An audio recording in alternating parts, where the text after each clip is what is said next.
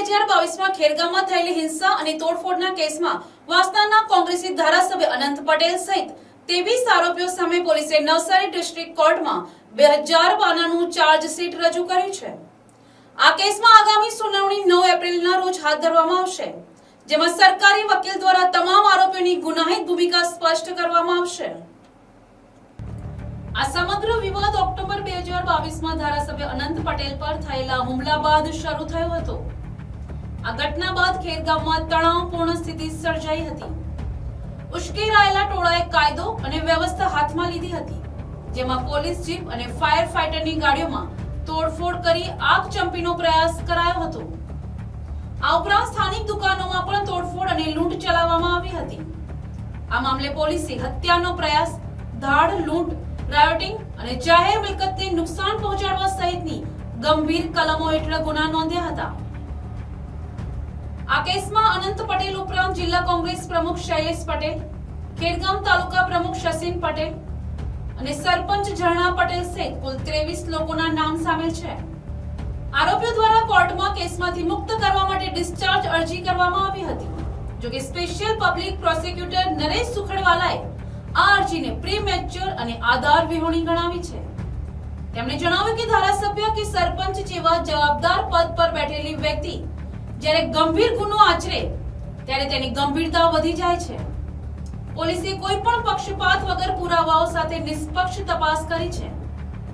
Navsari sessions કોર્ટમાં 2022ના ખેરગામ બનાવ અંગે ચાલી રહેલા કેસમાં સ્પેશિયલ પબ્લિક પ્રોસિક્યુટર તરીકે નરેશ સુખડવાલા દ્વારા માહિતી આપવામાં આવી છે કે ધારાસભ્ય અનંત પટેલ, સરપંચ ઝરણાબેન, કોંગ્રેસના આગેવાન શશીનભાઈ અને અન્ય આરોપીઓ દ્વારા ડિસ્ચાર્જ એપ્લિકેશન કેસમાંથી મુક્ત કરવાની અરજી દાખલ કરવામાં આવી હતી। સરકાર પક્ષે આ અરજીને પ્રીમેચ્યોર અને બેઝલેસ ગણાવી તેનો લેખિત જવાબ રજૂ કર્યો છે। તેમણે અભિપ્રાય આપ્યો કે જ્યારે ધારાસભ્ય કે સરપંચ જેવા જવાબદાર પદ પર બેઠેલી વ્યક્તિ ગંભીર ગુનો આચરે ત્યારે ગુનાની ગંભીરતા વધી જાય છે। જો આ ગુનાઓ પુરવાર થાય તો તે ખૂબ જ ગંભીર બાબત ગણાશે। આ કેસની આગામી સુનાવણી 9મી એપ્રિલના રોજ રાખવામાં આવી છે, જેમાં આરોપી પક્ષના વકીલ દલીલો કરશે અને સરકાર પક્ષ દસ્તાવેજી પુરાવા રજૂ કરશે।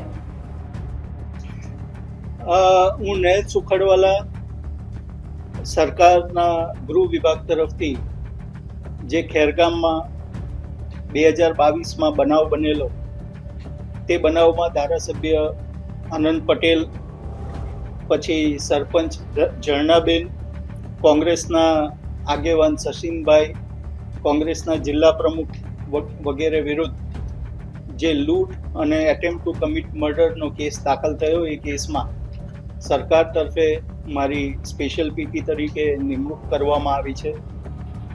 આ કેસની ઇન્સાફી કાર્યવાહી આજે નવસારી સેશન્સ કોર્ટમાં શરૂ થઈ।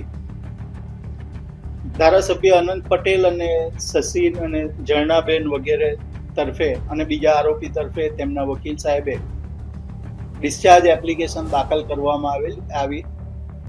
ડિસ્ચાર્જ એટલે કે મારી વિરુદ્ધ કોઈ કેસ બનતો નથી, મને બિન તોહમત કોઈ આક્ષેપનામું મૂક્યા વગર અમને બધાને નિર્દોષ અમને છોડી મૂકો તે પ્રકારની અરજી દાખલ કરવામાં આવી। એ અરજીનો વિગતવારનો લેખિત જવાબ આ કેસના તપાસ કરનાર અમલદાર ડીવાયએસપી શ્રી ગોહિલ સાહેબે તૈયાર કર્યો અને એ આજે નામદાર કોર્ટ સમક્ષ રજૂ કરવામાં આવ્યા। એ જવાબમાં ધારાસભ્ય અનંત પટેલનો જે રોલ હતો તેનો બી ઉલ્લેખ કરવામાં આવ્યો, બીજા આરોપીઓનો જે રોલ હતો તે પણ ઉલ્લેખ કરવામાં આવ્યો, કોંગ્રેસના શશીનભાઈ અને સરપંચ એનો શું રોલ હતો તેનો પણ ઉલ્લેખ કરવામાં આવ્યો, કોંગ્રેસના જિલ્લા પ્રમુખનો પણ જે રોલ હતો તેનો પણ ઉલ્લેખ કરવામાં આવ્યો।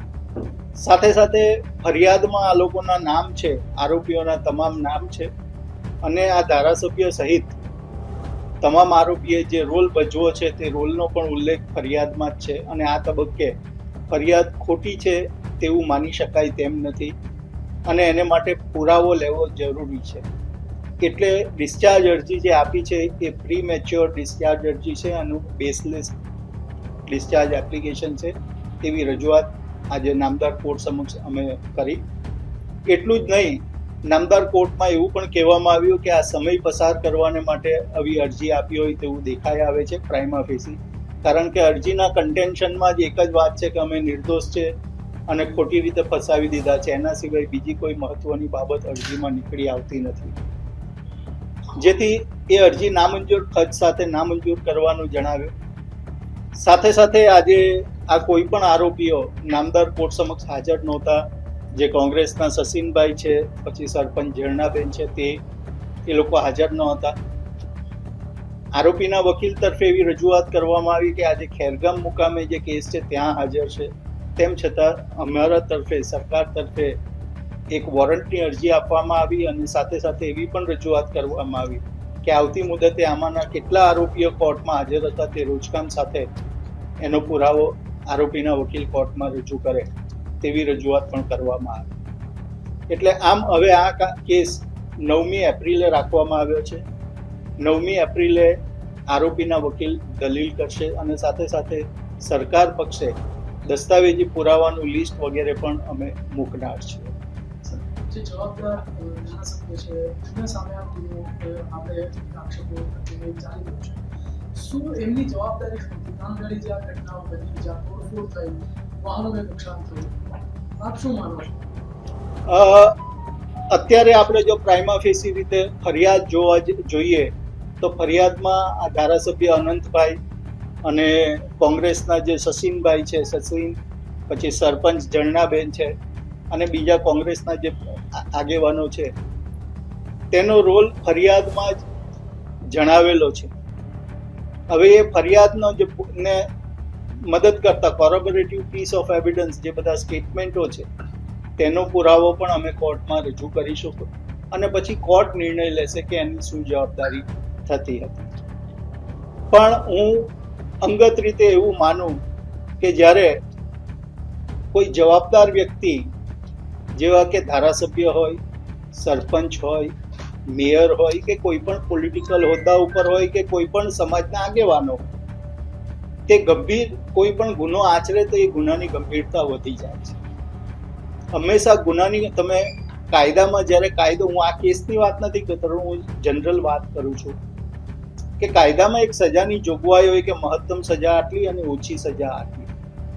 તો આમાં એ પણ એક ફેક્ટર કામ કરે છે કે જ્યારે જવાબદાર વ્યક્તિ કોઈ ગુનો કરતો હોય અને એ ગુનો જો પુરવાર થાય તો એમાં ગુનાની માત્રા વધારે છે તેવું કહી શકાય. સર, એમના પર જે કલમ લાગી છે ધારાસભ્ય પર, એમના પદને આ કલમો કેટલી પ્રભાવિત કરશે? એ કેસ પુરવાર થાય તેના ઉપર છે. પણ આપને એક વાત કહું, એક વાત હું સ્પષ્ટ આપના મીડિયાના માધ્યમથી જણાવવા માંગુ છું કે પોલીસ તપાસના 3 કેસના મેં પેપર્સો જોયો, અભ્યાસ કર્યો.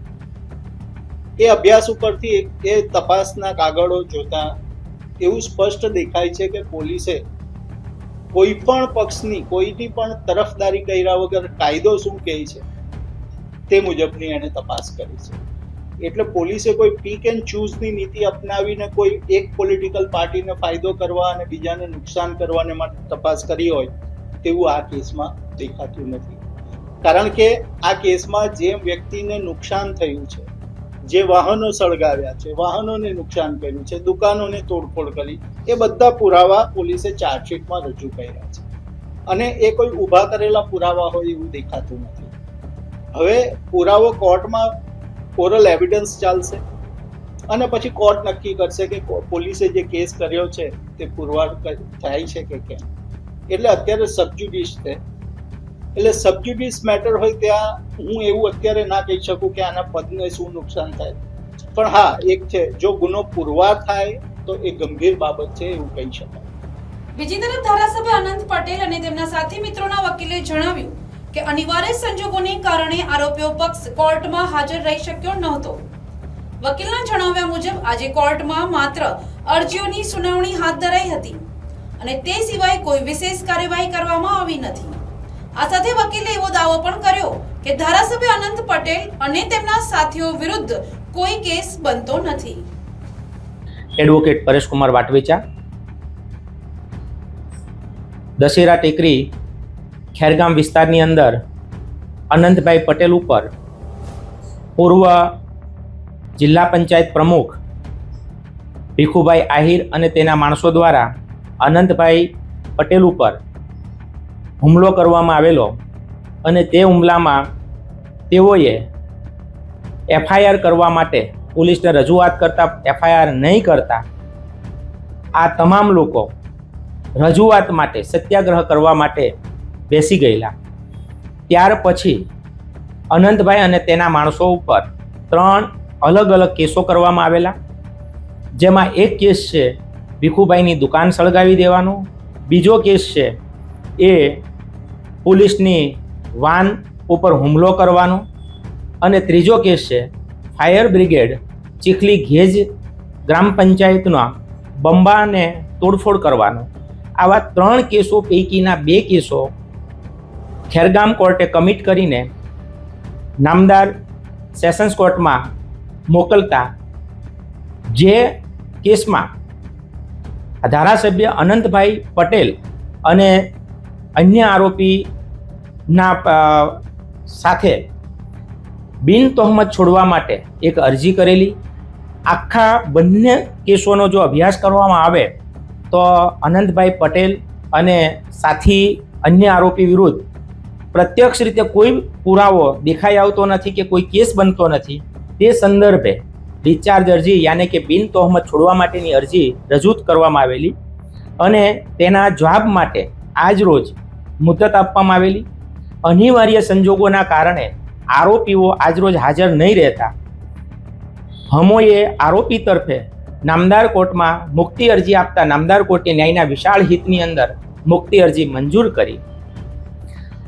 ફરિયાદ પક્ષે આરોપીને વોરંટ કાઢવા માટેની અરજી આપતા નામદાર કોર્ટે તે અરજી નામંજૂર કરી છે. ફરિયાદ પક્ષે ડિસ્ચાર્જ અરજીનો જવાબ રજૂ કર્યો અને દલીલ કરી. આરોપી તરફે ડિસ્ચાર્જ અરજીની દલીલો સુનાવણી કરવા માટે વધુ મુદત તારીખ 9/4/2026 આપેલ છે. તે સિવાય અન્ય કોઈ પ્રોસિડિંગ નામદાર કોર્ટમાં થયેલ નથી. Bureau report NTC news Navsari.